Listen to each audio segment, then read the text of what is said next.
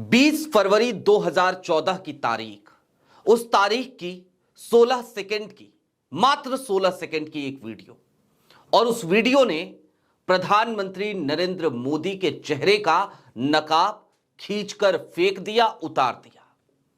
आलम यह कि अब प्रधानमंत्री जी कैसे मुंह दिखाएंगे, यह शोध का विषय हो चला है। दूसरी तरफ नेता प्रतिपक्ष राहुल गांधी, उन्होंने सिर्फ 3 सेकंड में आज साहब को एक्सपोज किया। और अगर इन दोनों कड़ियों को मिलाइए तो आपको एक बात समझ में आ जाएगी। बात महज इतनी कि आज की तारीख में एक सीक्वेंस बन गया है।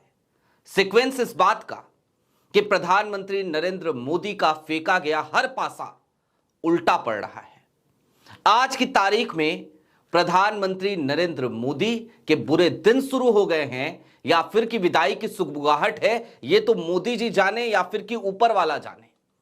और मोदी जी इसलिए जाने क्योंकि वो खुद कहते हैं कि वो नॉन बायोलॉजिकल हैं, लेकिन इसके बावजूद बड़ी किरकिरी हो रही है साहब, बड़ी किरकिरी हो रही है। क्या है उस 16 सेकंड की वीडियो में? 20 फरवरी 2014 को आखिरकार ऐसा हुआ क्या था? तब तो नरेंद्र मोदी गुजरात के मुख्यमंत्री हुआ करते थे, और दूसरी तरफ राहुल गांधी ने मात्र 3 सेकंड में साहब को एक्सपोज कैसे किया? सारी बातें जरा विस्तार से करेंगे। नमस्कार, मैं स्वप्निल और आप मुद्दा देख रहे हैं। दोस्तों, आगे बढ़े उससे पहले वही छोटी सी अपील।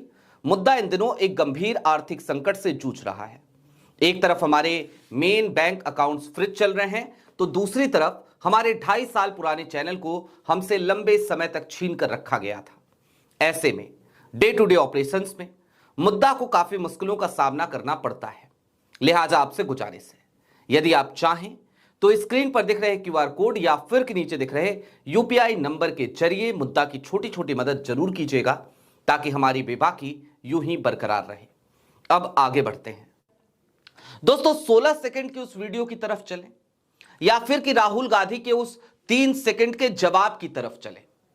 उससे पहले मैं आपको जरा प्रधानमंत्री नरेंद्र मोदी जब गुजरात के मुख्यमंत्री हुआ करते थे तो क्या क्या कहा करते थे, वो छोटी छोटी चीजें जरा याद दिलाना चाहता हूं। मसलन ये वही प्रधानमंत्री है ना, जब मुख्यमंत्री थे तो कहते थे रुपया इतना पतला कैसे होता जा रहा है।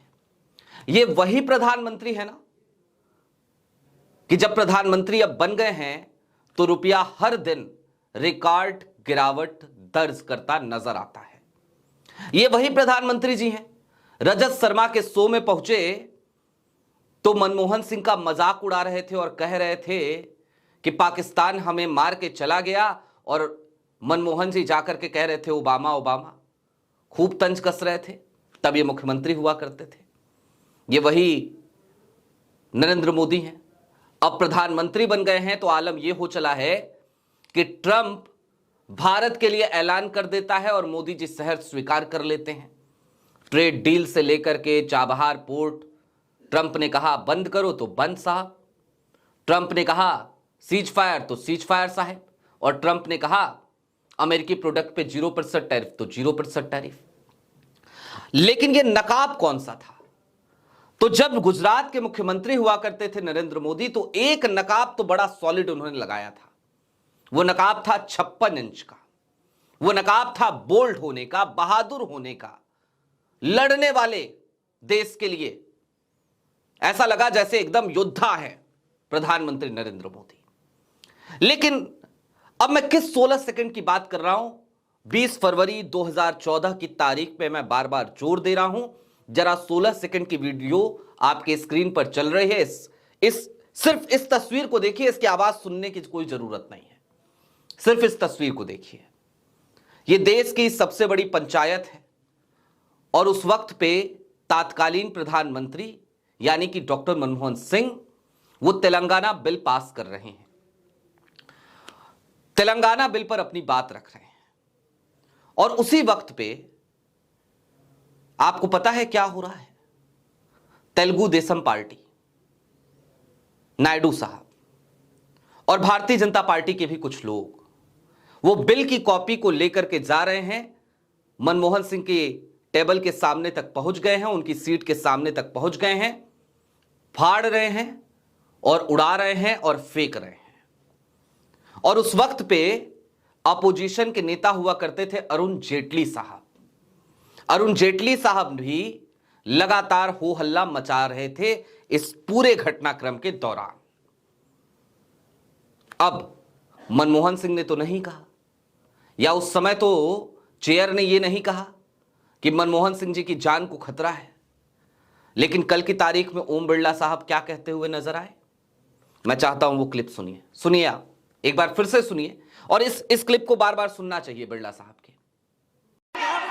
जब सदन के नेता को सम्मानीय महामहिम राष्ट्रपति के अभिभाषण पर जवाब देना था, तो मेरे पास पुख्ता ऐसी जानकारी आई कि कांग्रेस पार्टी के कई सदस्य माननीय प्रधानमंत्री जी के आसन पर पहुंचकर कोई भी अप्रत्याशित घटना कर सकते थे।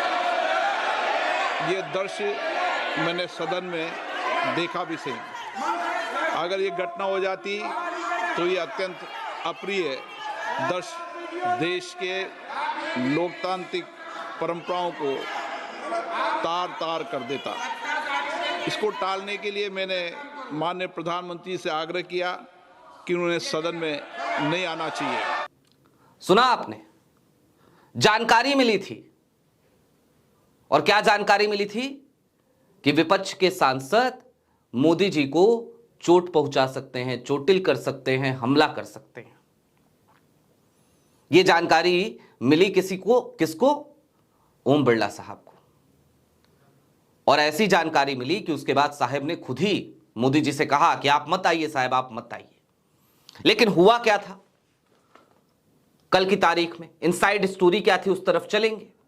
उससे पहले आज राहुल गांधी के 3 सेकंड की वो क्लिप देखनी जरा ज्यादा जरूरी है, वो एक बार देख लीजिए। मात्र 3 सेकंड की क्लिप है, 2 बार देख लीजिए। जो उचित समझो वही करो राहुल जी सर, जो उचित समझो वही करो राहुल जी सर। जी हां, ये हर चीज का जवाब है, हर चीज का जवाब। जो उचित समझो वो करो, और जो उचित समझो वो करो, अब वो इस देश की ऐसा लगता है ऐसे टैगलाइन बन ही जाएगी, क्योंकि अब वो वाला जमाना नहीं रहा ना कि राहुल गांधी ने नारा लगवाया चौकीदार चोर है, तो प्रधानमंत्री मोदी ने सगुफा छेड़ दिया एक, मैं भी चौकीदार, और कैंपेन चल निकला मैं भी चौकीदार। अब प्रधानमंत्री जी चाहे जितने भी ऐसे कैंपेन लॉन्च करने की कोशिश कर दे, वो कैंपेन चलते ही नहीं है, फेल हो जाते हैं, टाइट फिस हो जाते हैं। मसलन कल राज्यसभा में अपने अभिभाषण के दौरान देखिए झूठ बोलते हुए नजर आए कि विपक्षी सांसद नारे लगा रहे थे, विपक्षी नारे लगा रहे थे, मोदी तेरी कब्र खुदेगी। अरे कौन से विपक्षी ने नारे लगा दिए भैया?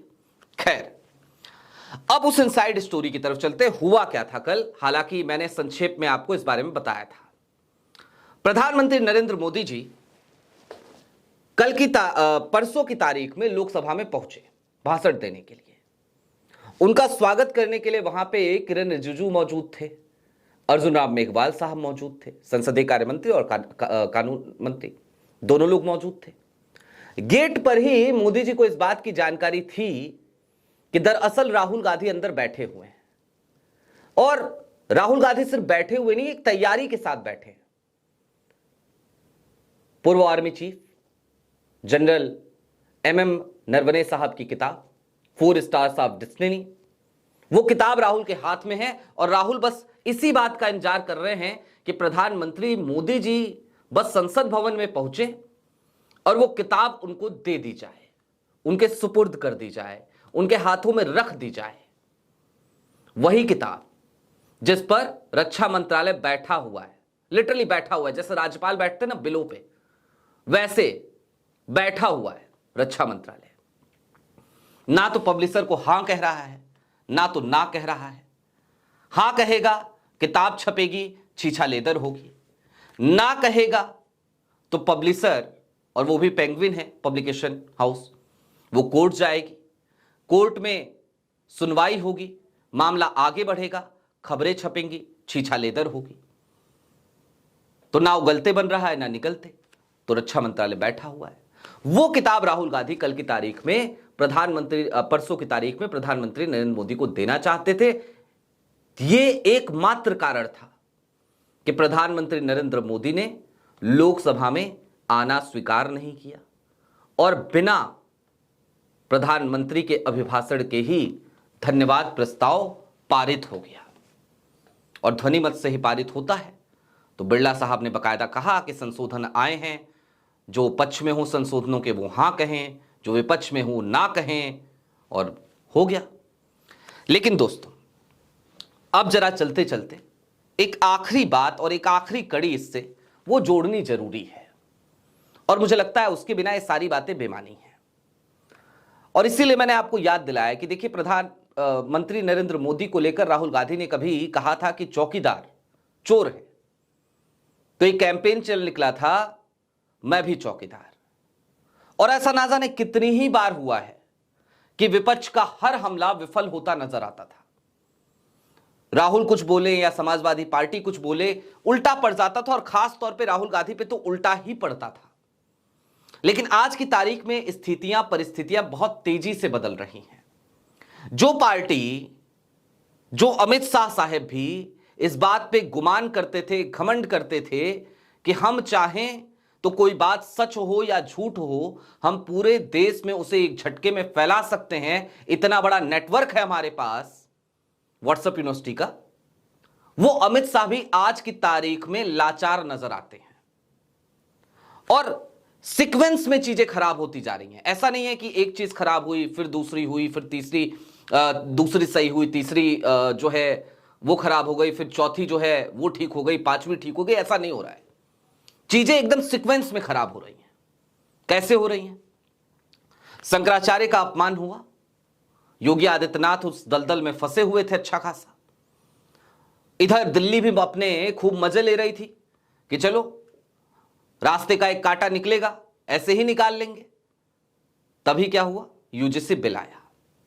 जो अंधभक्त हर हर मोदी, घर घर मोदी के नारे लगाया करते थे, वही अंधभक्त मोदी जी की तस्वीर लेकर के सड़कों पे निकले, और जिस नारे का जिक्र मोदी जी कर रहे थे, मोदी तेरी कब्र खुदेगी, वो नारे इस देश की सड़कों पे लगने लगे। वही अंधभक्त मोदी जी की तस्वीरों पर कालिख पोतते, जूते चप्पलों से मोदी जी के पुतले की पिटाई करते और पुतला दहन करते नजर आने लगे। ये सब कुछ सीक्वेंस में हुआ। इसके बाद क्या हुआ? US trade deal,